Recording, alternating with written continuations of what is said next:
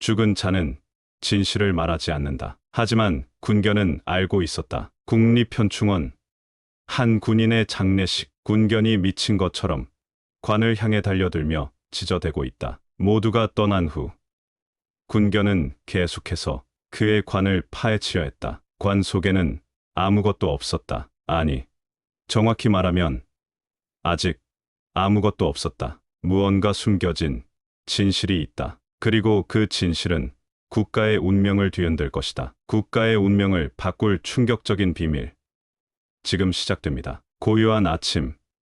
국립현충원의 공기는 유난히 차갑고 무거웠습니다. 겨울바람이 얼어붙은 잔디 사이로 살며시 불어왔고 새벽의 적막함은 마치 어떤 비밀을 숨기고 있는 듯했습니다. 65세 김영석은 30년간 현충원 관리인으로 일하며 수많은 새벽을 맞이했지만 오늘의 새벽은 달랐습니다. 그의 직감이 무언가 특별한 일이 벌어질 것임을 속삭이고 있었습니다. 설이 내린 잔디를 밟으며 순찰을 돌던 그의 발걸음이 문득 멈췄습니다. 평소와는 다른 낯선 기운이 공기 중에 감돌았습니다. 멀리서 들리는 희미한 울음소리에 그의 귀가 곤두섰습니다. 또 저 소리구나. 3일째 계속되는 한 군견의 울음소리였습니다. 갈색 셰퍼드는 새로 안장된 한 군인의 묘지 앞을 떠나지 않고 있었습니다. 밥도 먹지 않은 채 계속해서 무덤을 파려 했고 누군가 다가가면 격렬하게 지저대곤 했습니다. 박대위 묘지인데 이상하네. 군견이 저렇게 구는 건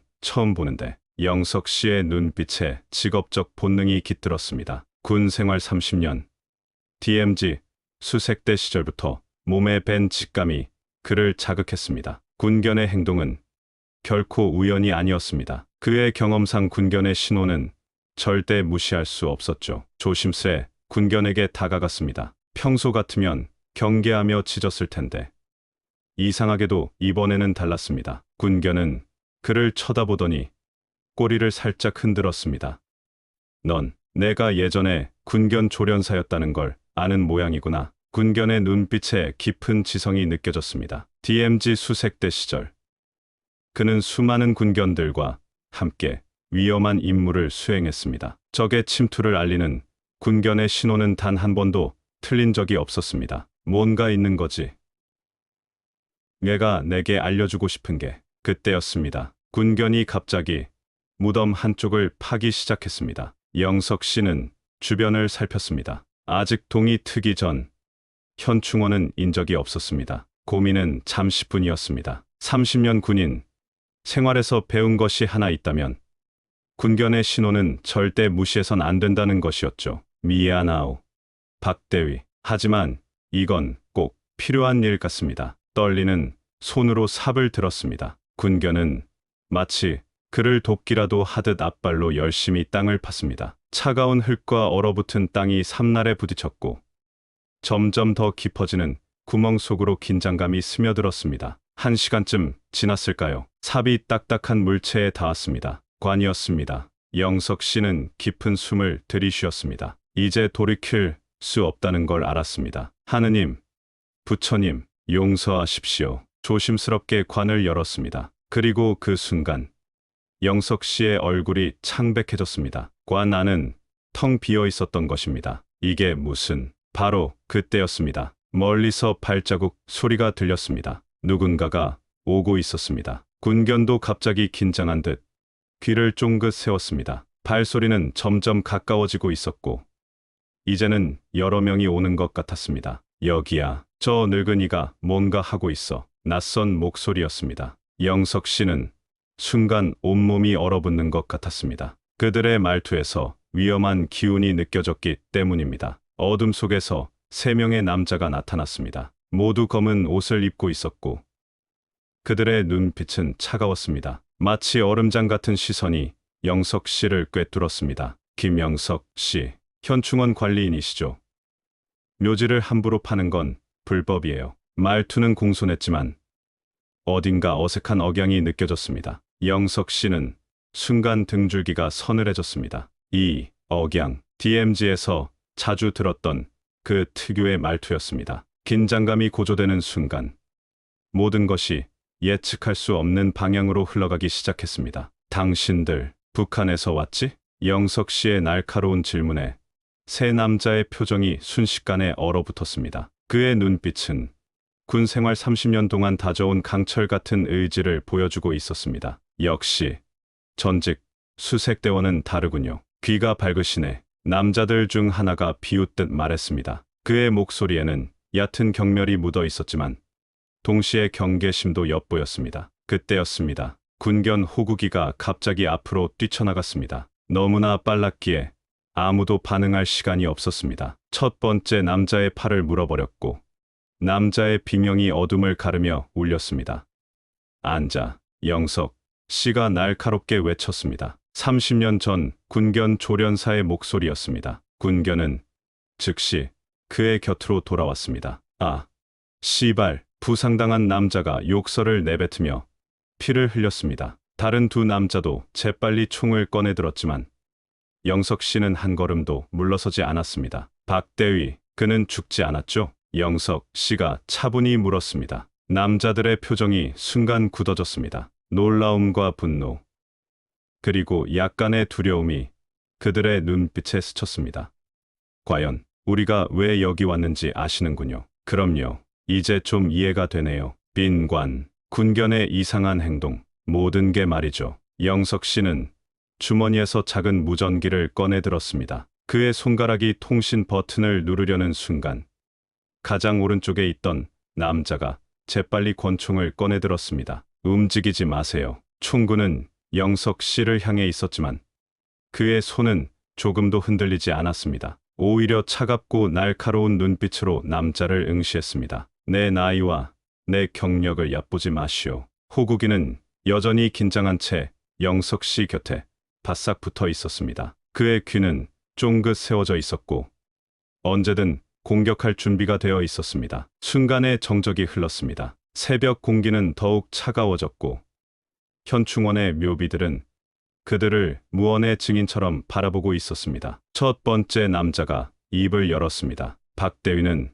우리 조직의 정체를 알아버렸죠. 그래서 우린 그를 제거하려 했습니다. 하지만 실패했고 가짜 시신으로 장례를 치른 거군요. 영석 씨의 말에 두 번째 남자의 턱이 경련했습니다. 그의 손가락이 방아쇠 근처에서 떨리고 있었습니다. 그는 지금 우리 조직의 정체를 파헤치고 있어요. 하지만 곧 끝날 겁니다. 그리고 남자가 영석 씨를 향해 총구를 겨눴습니다. 당신도 너무 많이 알아버렸네요. 그 순간이었습니다. 움직이지 마. 어둠 속에서 여러 개의 총구가 이들을 향해 겨눠졌습니다. 특수부대 요원들이 사방에서 나타났고 그들 사이로 한 남자가 천천히 걸어 나왔습니다. 영석 씨의 눈동자가 커졌습니다. 그의 입술이 떨리며 한마디를 내뱉었습니다. 박대위? 믿을 수 없다는 듯한 놀라움이 그의 얼굴을 가득 메웠습니다. 방금까지 죽었다고 여겼던 박대위가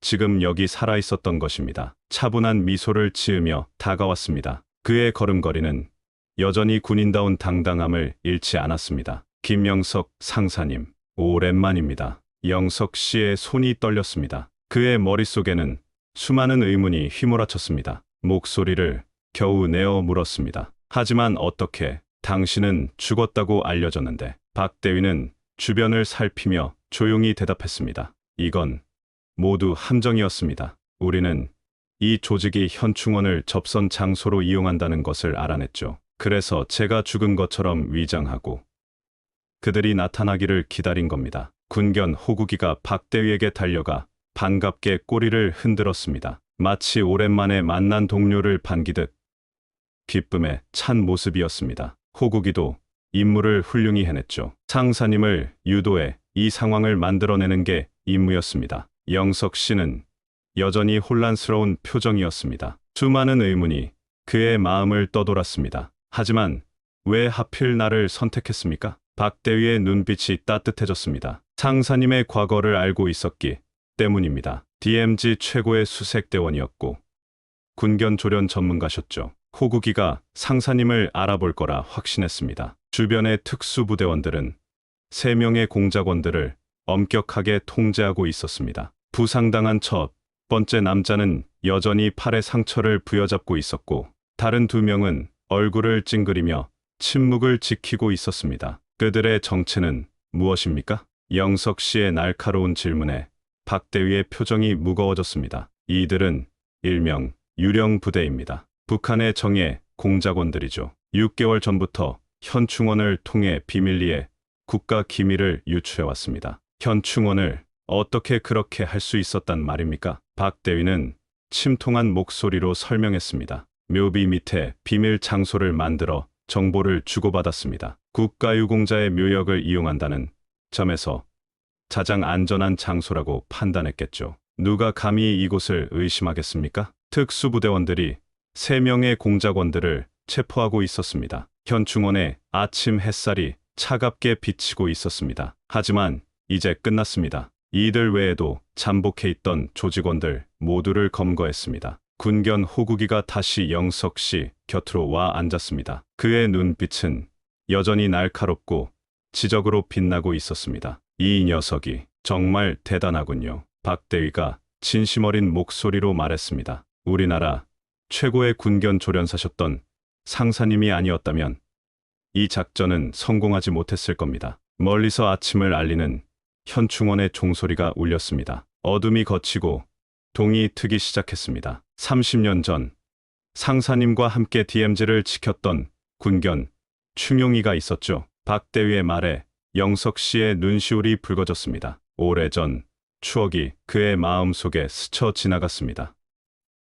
충용이는 내 목숨의 은인이었지. 적군의 기습 공격을 알아채고 나를 구해줬었지. 호국이는 충용이의 새끼입니다. 그리고 지금은 제 파트너죠. 영석 씨는 놀란 눈으로 호국이를 바라보았습니다. 군견은 그를 향해 똑똑한 눈빛으로 쳐다보았고 마치 30년 전 그의 아버지 충용이를 보는 듯했습니다. 현충원의 아침 공기는 차갑고 맑았습니다. 국가를 지키는 수호자들의 침묵이 그들을 감싸고 있었습니다. 햇살이 차갑게 비치는 이른 아침, 김영석 상사는 현충원의 고요한 길을 천천히 걸었다. 그의 곁에는 호국이가 조용히 걸음을 맞추고 있었다. 30년 군 생활의 무게와 은퇴 후의 적막함이 그의 어깨를 눌렀지만 오늘은 달랐다. 김영석의 마음속에는 수십 년간 쌓아온 군인의 긴장감과 사명감이 여전히 살아 숨쉬고 있었다. 새벽녘, 그의 오래된 전화기에 울린 박대위의 급박한 전화가 아직도 귓가에 생생했다. 영석 형, 이건 정말 대단한 작전이에요. 우리가 지금까지 경험해보지 못한 규모의 정보 유출이거든요. 박대위의 목소리는 긴장감으로 가득 차 있었다. 김영석은 그의 오랜 전후를 잘 알고 있었다. 평소 차분하고 냉철한 박대위가 이렇게 흥분한 것은 극히 드문 일이었다. 우리에게 무슨 임무죠?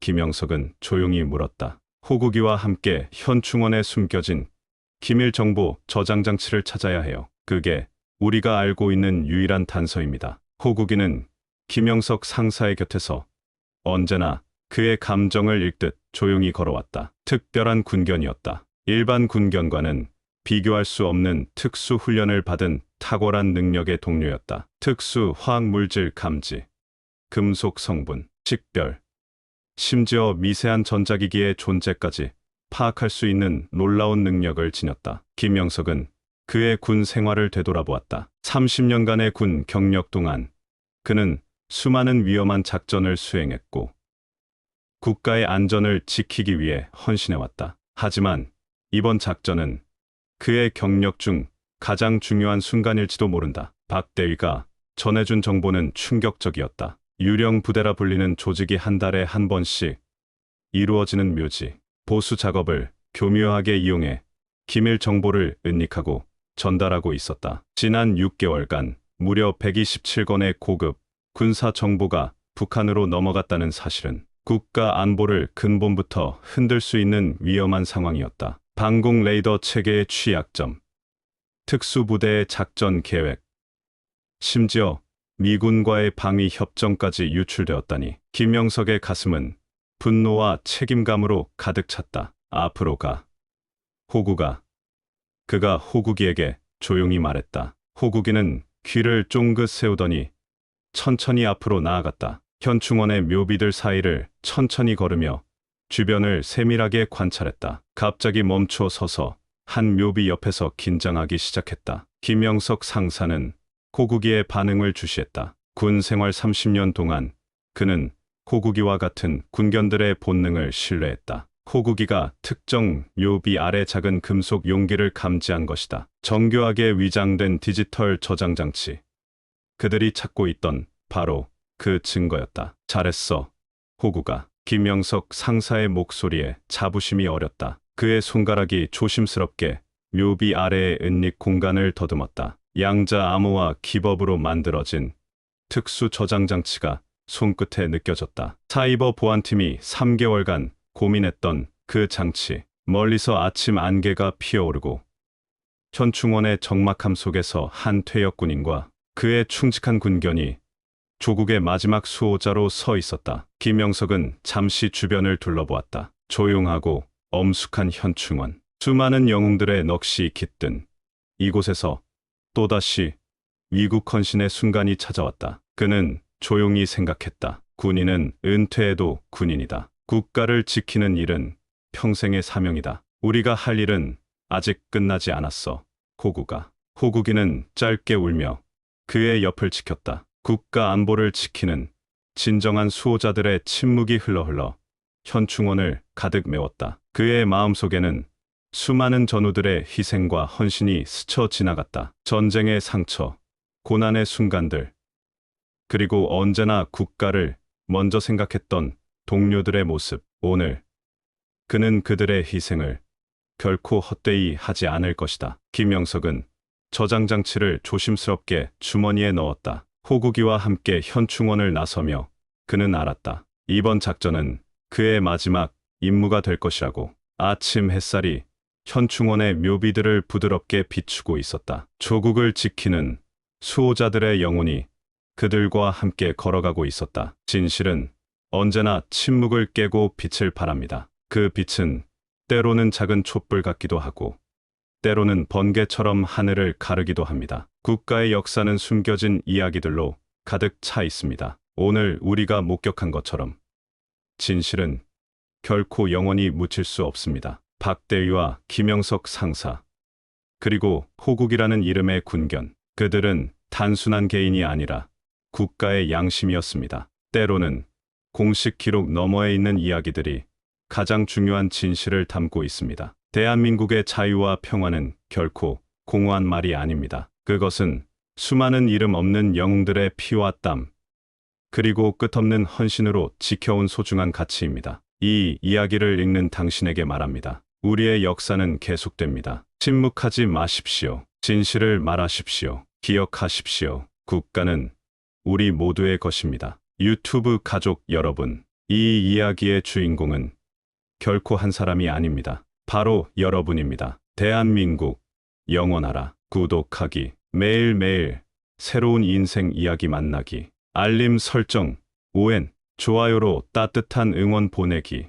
댓글로 여러분의 소중한 이야기를 들려주세요. 비슷한 경험을 나누고 싶으신가요? 공감되는 순간이 있으신가요? 여러분만의 특별한 이야기를 기다립니다. 우리는 모두 특별한 이야기의 주인공입니다.